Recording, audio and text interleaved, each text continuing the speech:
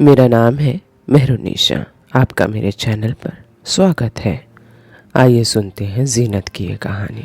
मेरी शादी उस ख़ानदान में हुई थी जो मज़ारों की देखभाल किया करते थे। मेरे ससुर को लोग बहुत मानते थे। उनका बड़ा नाम था। लोग उनके पास अपने मसले ले जाते। औलाद जिसे नहीं होती उनके पास दुआ कराने ले जाते। गांव में कोई भी नई दुल्हन आती तो पहले उनसे दुआ कराने नई दुल्हन को उनके पास ले जाते। लेकिन जब मेरी छोटी बहन उनके छोटे बेटे की दुल्हन बनकर उनके पास दुआ कराने गई तो उसकी लाश मिली। मेरा नाम जीनत है। मेरा ताल्लुक़ एक खाते पीते घराने से है।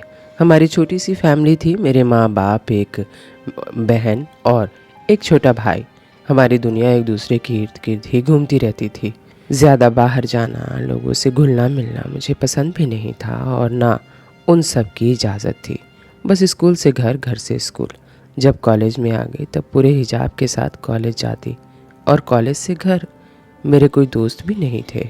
ना मैं पढ़ाई के अलावा किसी चीज़ में दिलचस्पी दिखाती थी, क्योंकि मैं जानती थी मेरे बाबा ने ख़ानदान वालों के ख़िलाफ़ जाकर मुझे पढ़ाने का फ़ैसला किया था और मैं अपने बाबा का सर नीचा होने नहीं देना चाहती थी। मैं खामोश मिजाज थी मगर हर चीज़ पर गहरी नज़र रखती थी और खामोशी से हर चीज़ का तजुर्बा करती रहती थी। मगर मेरी बहन शिफा बहुत जिंदा दिल, खुश मिजाज लड़की थी। सब उससे बहुत मोहब्बत करते थे। वो सबकी लाडली थी। हम दोनों बहनों की आपस में बहुत बनती थी, क्योंकि हमारा और कोई दोस्त नहीं था। जैसे ही मैं 22 साल की हो गई, मेरे घर वालों को मेरी शादी की फिक्र लग गई। हमारे ख़ानदान में लड़कियों की जल्दी ही शादी की जाती थी। हम उस गांव से थे जो कि बहुत पिछड़ा हुआ था। कोई शादी हो या गम, हमें दोनों हालात में गांव जाना पड़ता था। सिर्फ हमें नहीं बल्कि जिस जिस शहर में हमारे दूसरे रिश्तेदार होते थे, सभी इन मौक़ों पर गांव आ जाते थे। अंदर ही अंदर सब इन रिवाजों से बहुत तबाह थे, मगर कोई कुछ बोल नहीं सकता था। बस बरसों से जो रिवाज चलते आ रही थी वैसे ही चल रही थी। उनमें काफ़ी लोग पढ़े लिखे अच्छे अच्छे ओहदों पर सेटल हो चुके थे, मगर आज तक कोई ये रस्म व रिवाज नहीं बदल सकता था। बल्कि हकीकत तो ये थी कि हमारे माँ बाप भी इस रिवाज को खुशी खुशी करते थे, मगर मेरे जैसी नौजवान नस्ल परेशान नज़र आती थी। वे अपने पैरों की बेड़ियाँ तोड़ना चाहती थी, मगर अफसोस ऐसा मुमकिन नहीं था। अगर नौजवान नस्ल इन रस्मों को बुरा भला कहते तो वो गुनाह हो जाता था। उन्हें खूब कोसा जाता था। मुझे गांव तो पसंद था, मगर गांव के लोग एक आंख नहीं भाते थे। मेरी और मेरी छोटी बहन की मंगनी हमारे रिवाज के हिसाब से बचपन में ही पक्की हो गई थी। हम दोनों बहनें बाबा के दोस्त, जिन्हें हम प्यार से चचा कहते थे, उन्हीं चचा के बेटों के साथ ज़िंदगी भर के लिए जुड़ने वाली थी। मेरी शादी की तारीख रख दी गई थी और मैं बहुत घबराई हुई थी, क्योंकि वो चचा जी यानी मेरे ससुर गांव में ही रहते थे, मज़ारों की देखभाल करते थे। उनका रहना हमेशा से ही गांव में ही था। उनके दोनों बेटे ज़मीनें संभालते और वो मज़ारों की देखभाल करते। मेरे बाबा की नौकरी की वजह से हम शहर में रहने आ गए थे। जब गांव में छुट्टियों में जाती थी तब मेरा दम घुटने लगता था। अब तो मैं शादी होकर जा रही थी और हमेशा हमेशा के लिए गांव में ही रहना था। ये सोच ही मुझे परेशान कर देती थी, मगर मैंने सब अपने रब पर छोड़ दिया था। मगर ना जाने क्यों, जब से मेरी शादी की तारीख पक्की हो गई थी, मेरा दिल घबराया घबराया सा रहता और मुझे ये एहसास होता कि कुछ बहुत बुरा होने वाला है। मगर मैं ख़ुद को दिलासा देती और इस ख़याल को झटक देती। माँ की ख्वाहिश थी कि दोनों बहनों की शादी एक साथ ही की जाए, ताकि एक दूसरे का सहारा बनकर। मगर ससुर जी ने कहा कि अभी रेहान शादी नहीं करना चाहता है, फ़िलहाल सिर्फ गुलाम की शादी करेंगे। ये सुनकर मैं उदास हो गई, जबकि मेरी छोटी बहन शिफा बहुत खुश हो गई। वह कहती थी, पहले तुम्हारी शादी हो ताकि मुझे मालूम हो गांव में हमेशा के लिए रहना और उन लोगों के साथ निभाना मुश्किल है या आसान। ये मुझे अपनी बहन पर बहुत गुस्सा आ रहा था, जो मुझे टेंशन में देखकर मेरा मजाक उड़ा रही थी, और अपने माँ बाप पर भी गुस्सा आ रहा था। इतना पढ़ने लिखने जॉब करने का क्या फ़ायदा, जो इन सब की सोच और दकियानूसी रिवाज भी ना बदल सकी। मैंने अपनी शादी की तैयारियों में कोई दिलचस्पी नहीं ली, क्योंकि मैं अभी शादी नहीं करना चाहती थी। आगे पढ़ना चाहती थी, जॉब करना चाहती थी। मगर इस ख़ानदान में जहाँ पढ़ाई की इजाज़त मुश्किलों से मिलती हो, वहाँ पर जॉब करना तो नामुमकिन ही था। शादी की तैयारियां पूरी हो गई। अब हमारे गांव जाने की बारी थी। वहाँ पर शादी होनी थी और मैं बहुत डरी हुई थी। जब शादी हुई तो जिस बात का मुझे सबसे ज़्यादा डर था वही हुआ। मेरे ससुर गांव वालों के लिए बहुत पहुँचे हुए अंदरूनी बात जानने वाले बाबा थे। उनका ख़ानदान पीर पर फ़कीरों की खिदमत गुजार रहे थे। अब अपने ख़ानदान का काम मेरे ससुर ने उठाया था। पुराने मज़ार की देख रेख उनके ज़िम्मे थी और इसी वजह से लोग उन्हें बहुत मानते थे। लोग उनको कोई पहुंचा हुआ पीर समझते थे। जब भी किसी की शादी होती तो वो होने वाली दुल्हन को मेरे ससुर के पास छोड़ जाते, ताकि वो रात में दुल्हन को सामने बिठाकर कुछ दुआएं पढ़े और दुल्हन पाक और नेक बन जाए और जल्दी उम्मीद से हो जाए। और फिर शादी के 1 महीने बाद ही वो उम्मीद से हो जाती और पूरे ससुराल में उसकी वाह वाह होती और सब समझते ऐसा मेरे ससुर की दुआओं की वजह से हुआ है और सब ससुर को कोई पहुंचा हुआ पीर समझते। अब जब मेरी बारी थी तो मैं बहुत डरी हुई थी। जब मुझे मेरे शौहर गुलाम के कमरे की बजाय ससुर के कमरे में ले जाया गया तो मेरा सारा जिस्म कांप रहा था। मैं पढ़ी लिखी थी, समझदार लड़की थी। मुझे अंदाज़ा था कि ऐसा कोई मुअज़्ज़ज़ा नहीं होता और किसी भी जवान लड़की को एक गैर मर्द के साथ तन्हाई में हरगिज़ नहीं बिठाना चाहिए। मगर इस बात को कौन समझता है। अगर मैं कुछ बोलने लगती तो मेरी पढ़ाई को हर बार निशाना बनाया जाता कि चुप करो, पढ़ लिख कर लड़की का दिमाग ख़राब हो गया है। कहा भी था हुसैन को मत पढ़ाओ बेटियों को, मगर ये हमारी सुनता कब है। हर बार मेरे कुछ बोलने पर बाबा को बातें सुनाई जाती और बाबा बेचारे किसी मुजरिम की तरह सर झुकाकर खड़े हो जाते। मैं अपने बाबा से मोहब्बत करती थी। मैं नहीं चाहती थी मेरे बाबा सबके सामने शर्मिंदा हों और ना ही उनका सर शर्म से झुके। इसीलिए मैं अक्सर किसी बात को नापसंद करने के बावजूद चुप हो जाती थी। मेरी शादी के वक्त बाबा ने मुझसे कहा, देखो जीनत बेटा, मैंने सबको नाराज़ करके तुम दोनों बेटियों को पढ़ाया। मैं चाहता था मेरी बेटियां समझदार और पढ़ी लिखी हों, उन्हें सही गलत का पता लग जाए। अब मेरी इस समझदारी को मेरे लिए सज़ा बनने मत देना।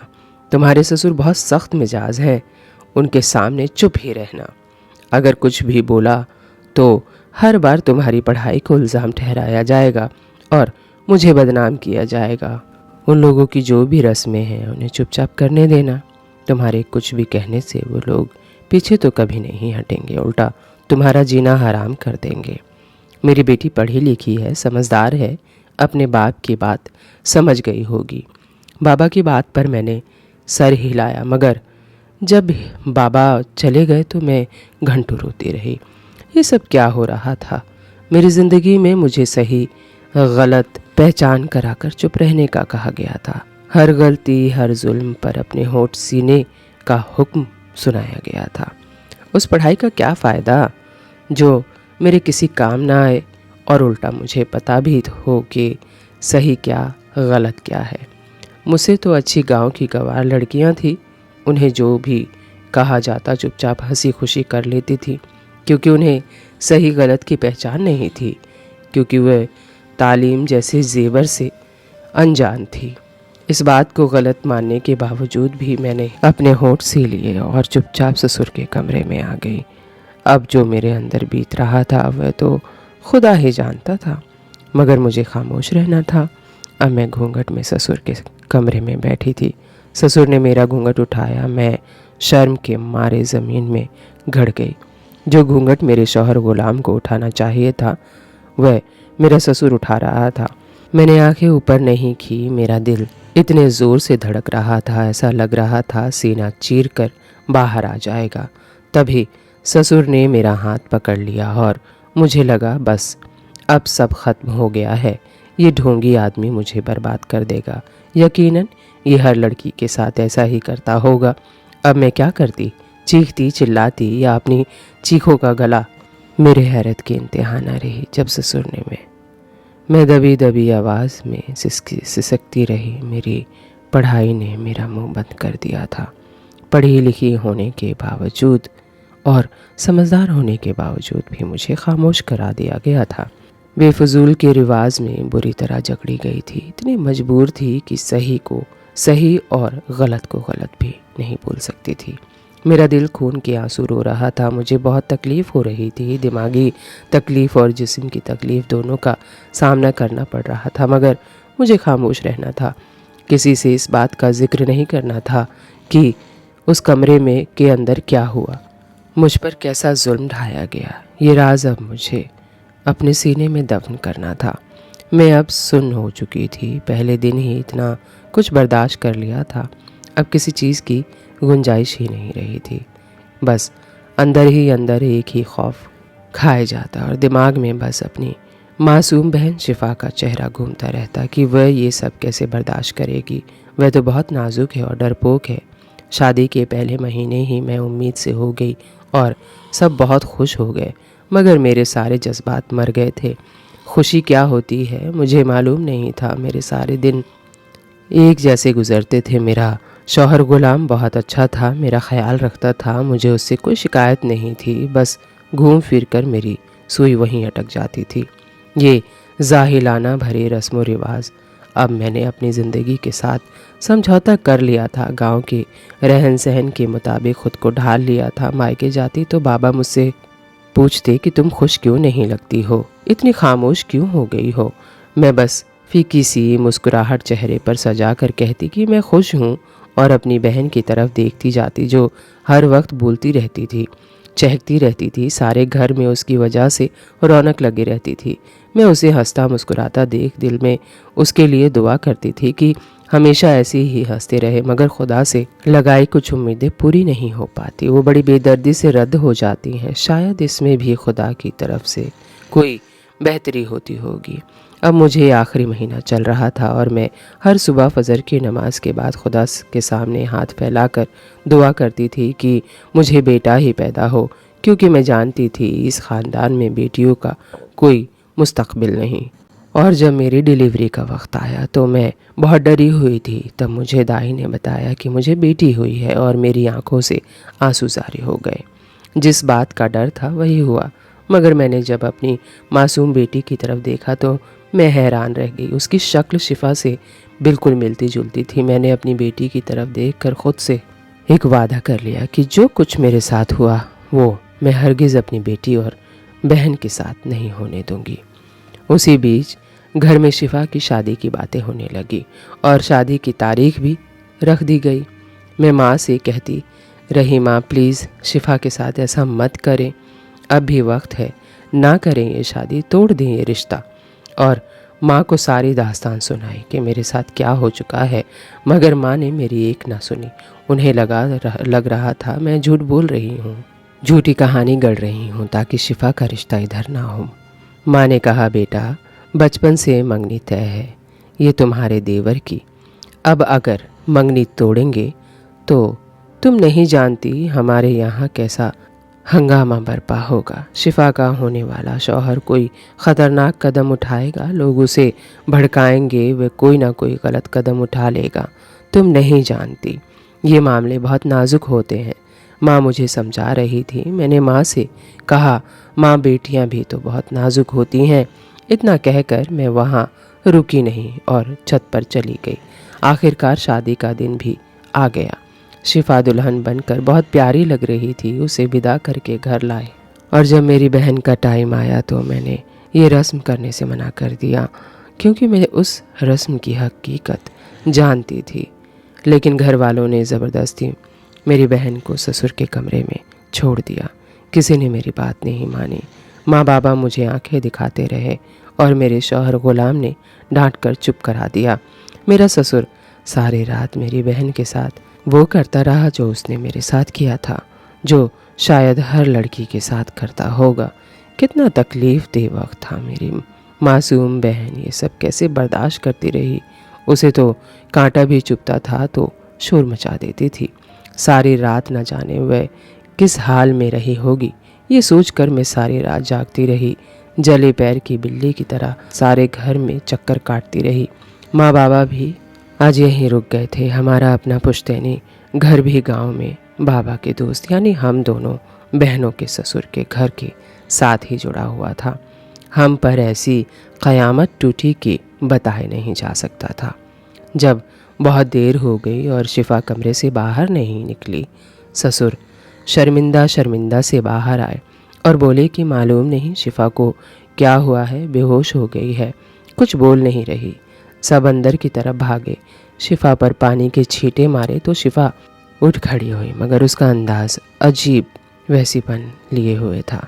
चीख रही थी, चिल्ला रही थी। शिफा ने चाकू उठा लिया और बोली, कोई मेरे पास ना आए। माँ, बाबा, मैं और शिफा का रेहान सब उसे समझा रहे थे, मगर शिफा किसी की कोई बात नहीं सुन रही थी। उसकी हालत पागलों जैसी हो रही थी और तभी वो धड़ाम से गिर पड़ी। उसके हाथ से चाकू गिर गया। शिफा फिर से बेहोश हो गई थी। सब उसे उठाने की कोशिश कर रहे थे, पानी के छींटे फिर से मार रहे थे, मगर मैं सदमे से एक जगह जम गई। मुझसे हिला भी नहीं जा रहा था। मुझे गुनाह का पता था कि क्या हुआ है शिफा के साथ।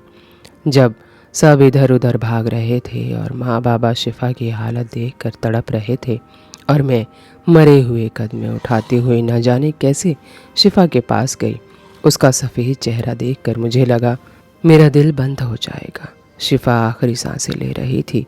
उसने ज़रा सी आँख खोली, मेरी तरफ देखा, माँ बाबा की तरफ देखा और हमेशा हमेशा के लिए आंखें बंद कर ली।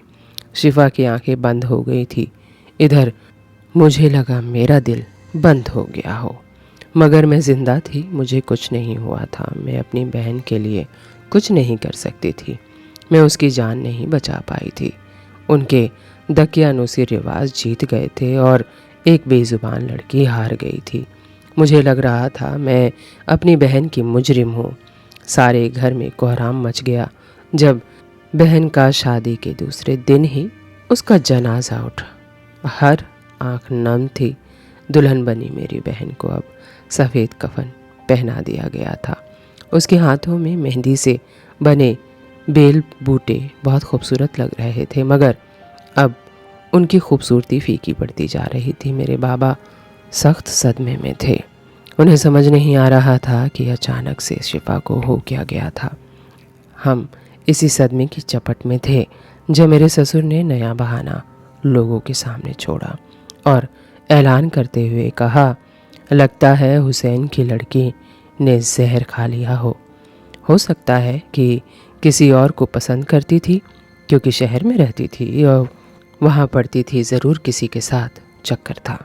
ससुर की बातें सुनकर मेरे माँ बाप जो पहले ही सदमे में थे अब सदमे से ढह गए थे।